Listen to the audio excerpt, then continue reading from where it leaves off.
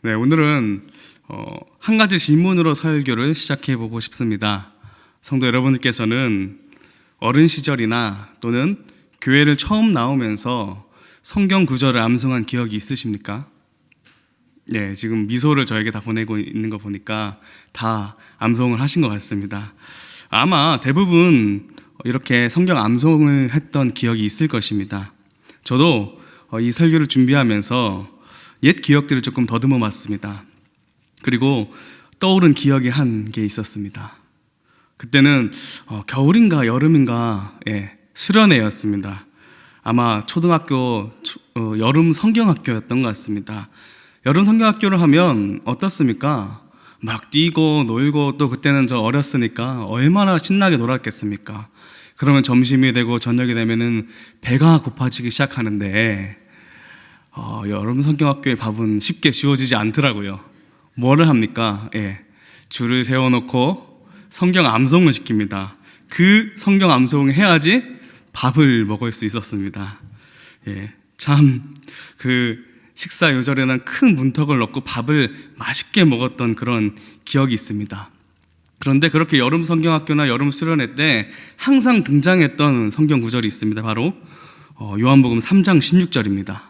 그리고 특히 어린 시절일수록 이 요절을 외울 때 그냥 외우지 않죠. 어떻게 외웁니까? 간단한 손유의를 하죠. 이렇게 하죠.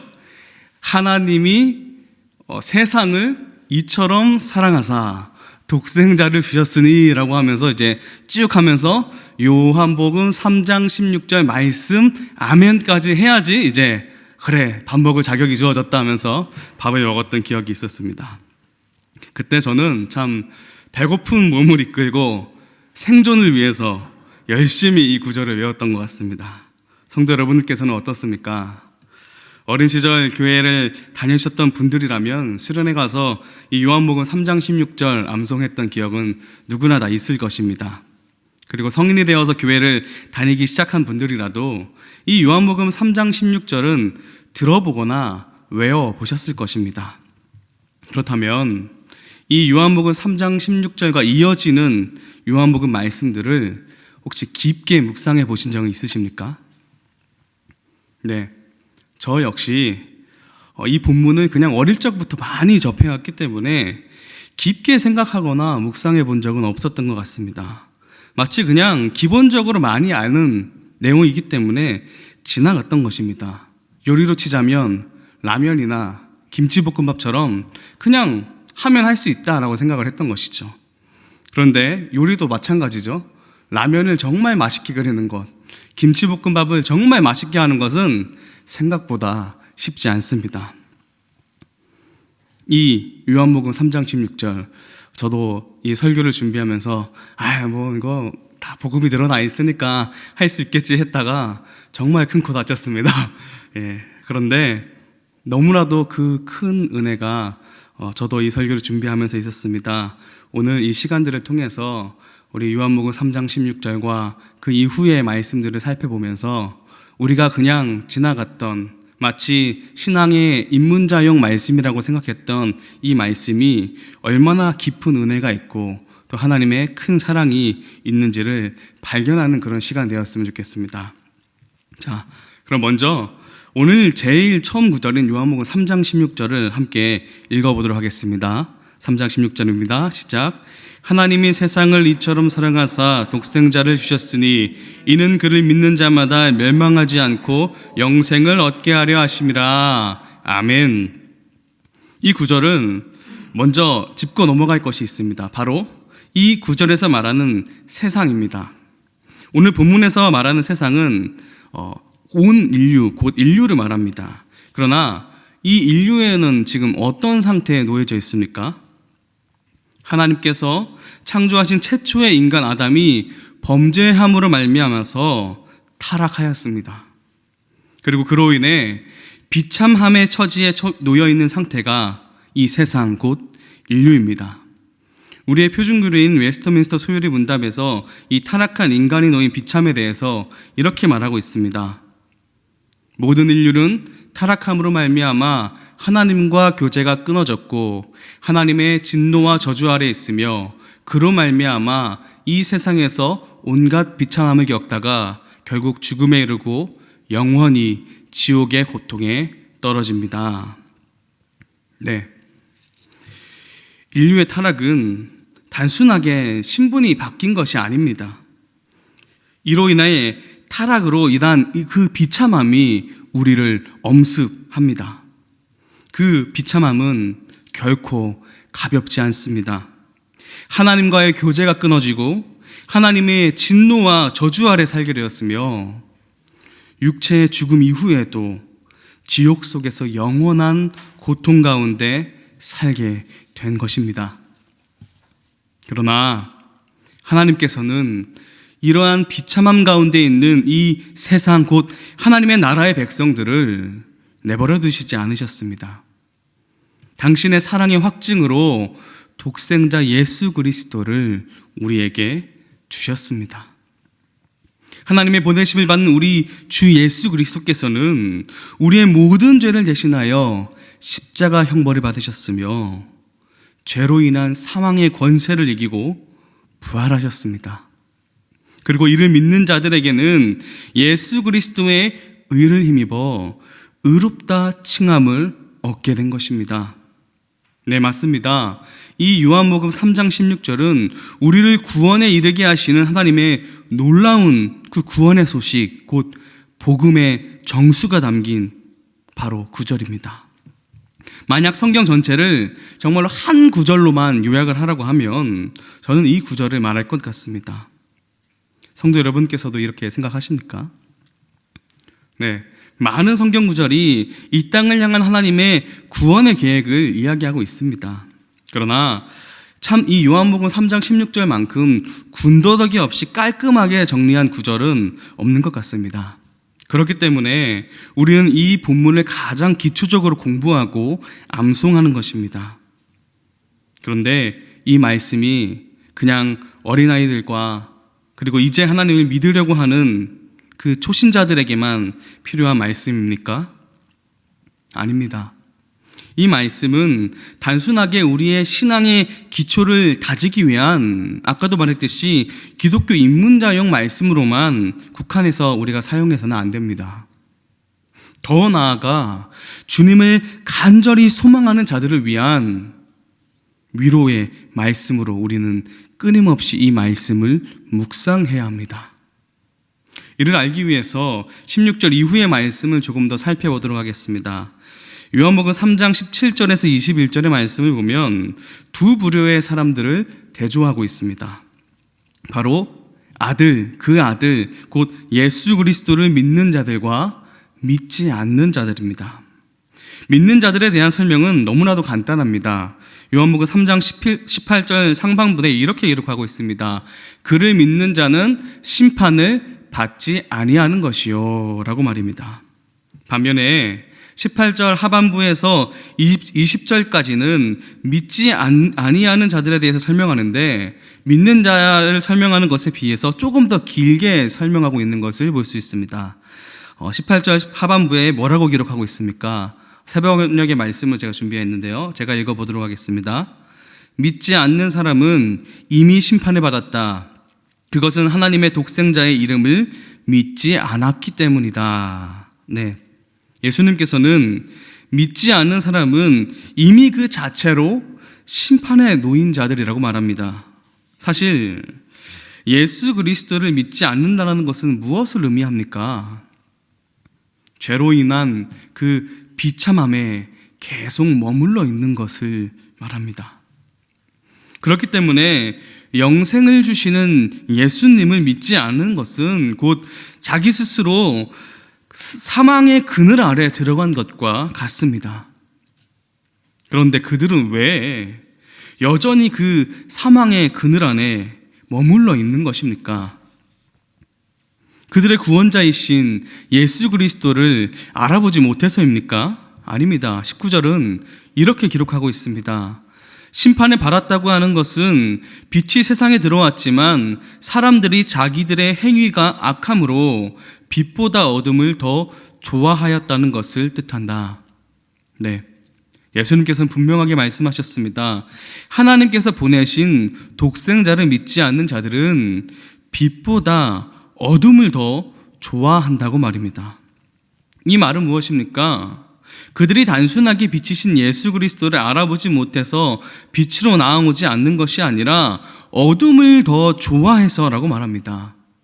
여기서 이 좋아하다라고 번역된 헬라어 단어는 우리가 너무나도 잘 알고 있는 아가페라는 단어를 사용하고 있습니다. 아가페는 어떠한 사랑입니까? 굉장히 헌신적이고 무조건적인 사랑을 표현하는 단어입니다. 그런데 지금 이 단어가 어떻게 사용되고 있습니까? 어둠을 좋아한다에 사용되고 있습니다. 즉 어둠을 좋아하는 자들은 이 어둠을 무조건적으로, 한마디로 맹목적으로 따르고 사모한다라는 의미입니다. 이에 대해서 20절은 이렇게 덧붙여 이야기합니다. 악한 일을 저지른 사람은 누구나 빛을 미워하며 빛으로 나아오지 않는다. 그것은 자기 행위가 드러날까 보아 두려워하기 때문이다. 두려워한다고 이야기하고 있습니다. 맞습니다. 어둠을 사랑하는 자들은 모두 빛을 미워하고 빛으로 나아오지 않는 사람들입니다. 그리고 그 이유는 자신의 죄에 대한 두려움 때문입니다. 우리는 성경에서 이와 같은 일을 쉽게 찾아볼 수 있습니다. 아담과 하와가 죄를 범하였을 때 어떻게 하였습니까? 하나님의 낯을 피하여 숨습니다. 그 이후에 인류는 또 어떠합니까? 죄로 인해 비참해진 자기 자신들을 어떻게든 감추고 부정합니다. 현재의 그 두려움을 해소하기 위해서 하나님을 등지고 영원토록 고통이 끊이지 않는 저 지옥불을 향해서 달려나갑니다. 그렇다면 지금 우리가 사는 세상을 한번 둘러봅시다. 이 세상엔 예수 그리스도를 믿어 하나님의 사랑 안에 거하는 그 영생의 길을 가는 자들이 많습니까? 아니면 어둠을 믿어 어둠을 향하여 가는 사람들이 많습니까? 한국 기독교 선교회에서 발표한 2022년 전 세계 기독교 인구가 약 25억 5천 명이라고 합니다. 그런데 이 중에선 천주교까지 포함되어 있습니다. 천주교가 한 12억 5천 명 정도인데 그들을 제하면 13억입니다. 그런데 이 13억도 우리 개신교만 속한 것이 아니라 여러 정교회가 포함된 숫자입니다. 그러니까 전 세계 인구가 지금 약 79억 5천 명이니까 5분의 1도 되지 않는 숫자입니다. 제가 이렇게 숫자를 열거한 것은 한번 몸으로 체감해 보자는 것입니다. 우리가 현재 살고 있는 이 세상 가운데서는 80%가 하나님을 등지고 어둠을 향해서 굉장히 맹목적으로 나아가고 있습니다. 그리고 우리 곧 나머지 20%도 되지 않는 자들은 빛을 향해서 나가는 그 흐름이 어둠을 향해서 나가는 그 흐름을 거슬러서 지금 나아가고 있다는 것입니다. 한번 상상해 보십시오. 여러분들 혹시 지옥철이라고 들어보셨습니까? 출퇴근 시간에 얼마나 많은 사람들이 그 지하철 안에 타고 있습니까?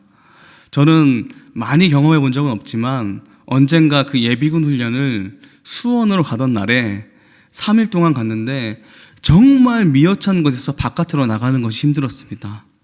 그런 사람이 꽉 차 있는 그 지하철 안에서 내가 내릴 정류장이 마침 사람들이 많이 타는 정류장이라고 한번 생각해 보십시오. 그때 내릴 때 얼마나 버겁고 힘듭니까? 그 밀려오는 인파를 비집고 나간다는 것은 쉽지 않습니다. 생각만 해도 숨이 턱 막히는 장면입니다. 그런데 우리가 사는 지금 이 세상이 그와 같다라는 말입니다. 빛을 미워하고 증오하는 어둠을 사랑하여 그것을 향해서 자신들의 몸을 내던지는 그런 흐름을 거슬러 우리는 지금 빛을 향해 나아가고 있다라는 말입니다. 사랑하는 성도 여러분, 그런 세상 가운데 살아가는 것 괜찮으십니까? 세상이 이제 이제는 세상은 자신들이 이 어둠을 향해서 나아가는 것들이 다수라고 생각하고 그들이 옳다고 이야기하고 있습니다. 오히려 빛을 향해 나아가는 우리를 이해하지 못하고 미련하다고 말합니다.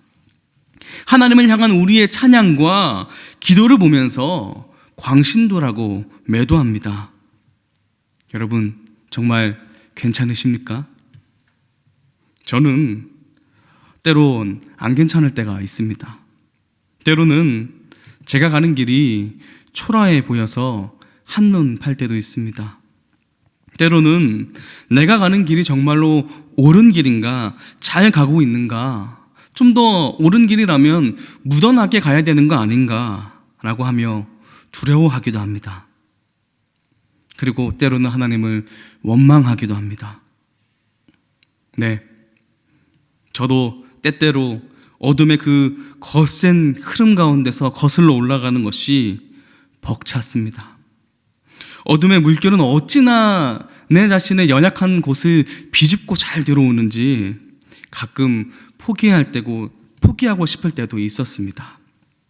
성도 여러분들은 어떠하십니까? 혹시 저와 같이 때때로 힘이 들고 벅차서 포기하고 싶었던 분들이 계십니까? 그럼 우리 21절의 말씀을 함께 읽어보시기 바랍니다. 함께 읽어보겠습니다. 진리를 따르는 자는 빛으로 나니 이는 그 행위가 하나님 안에서 행한 것임을 나타내려 함이라 하시니라. 아멘. 예수님께서 말씀하십니다. 빛으로 나오는 거, 그거 오직 하나님 안에서 행할 수 있는 것이다. 너희가 지금 한 걸음이라도 빛으로 나아왔다면 그거 하나님께서 하신 거야 라고 말입니다. 네, 맞습니다. 제가 때때로 이 길이 초라해버리고 벅찼던 것은 하나님이 아니라 제 자신이 너무 초라했기 때문입니다.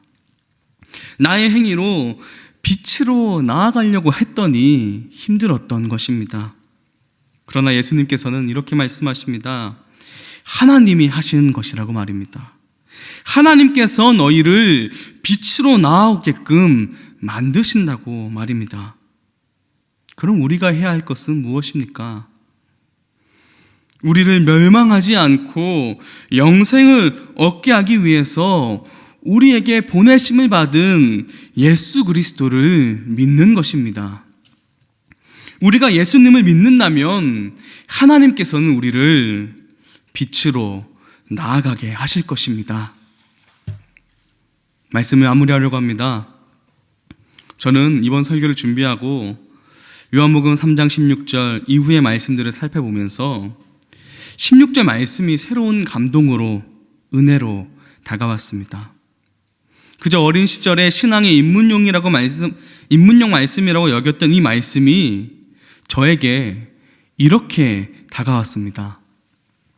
사랑하는 성지야, 내가 너를 향해서, 내가 너를 사랑해서 나의 독생자 예수 그리스도를 너에게 보내주었다. 그러니 어둠의 물결이 너를 비집고 들어와도 그 물결이 거셀지라도 내 아들 예수 그리스도를 끝까지 붙들어라. 그렇다면 너는 틀림없이 멸망치 않고 영생을 누리게 될 거야. 그러니 힘내라 라는 말씀으로 제게 다가왔습니다. 네, 어찌나 제게 위로가 되고 은혜가 되었는지 모릅니다. 오늘 본문을 통해서 저는 정말로 나의 아버지 되신 하나님의 모습을 깊게 묵상하고 발견해 보았습니다. 그러면서 저에게 어린 시절 중고등학교 때 국어 시간에 나왔던 한 시가 떠올랐습니다. 바로 박목월 시인의 가정이라는 시입니다. 그 중에 한 대목을 제가 읽어드리겠습니다. 아랫목에 놓인 9마리의 강아지야, 강아지 같은 것들아, 굴욕과 굶주림과 추운 길을 걸어 내가 왔다. 아버지가 왔다. 아니 19분반이라는 신발이 왔다. 아니 지상에는 아버지라는 어설플 것이 존재한다. 미소하는 내 얼굴을 보아라. 성도 여러분, 지상이라는 이곳에 어설픈 아버지라는 존재도 자신의 자식을 위하여 굴욕과 굶주림과 추운 길을 걸어 자신의 아버지됨을 자신의 자녀들에게 보이십니다. 그런데 완전하신 여호와 하나님께서는 어떠하십니까? 하나님께서는 자신의 독생자까지 내어주시며 자신의 사랑을 확증하셨습니다. 사랑하는 성도 여러분, 때로는 우리의 삶 속에서 어둠의 물결이 가득한 이 세상 속에서 우리가 살아갈 때에 버거울 때도 있습니다.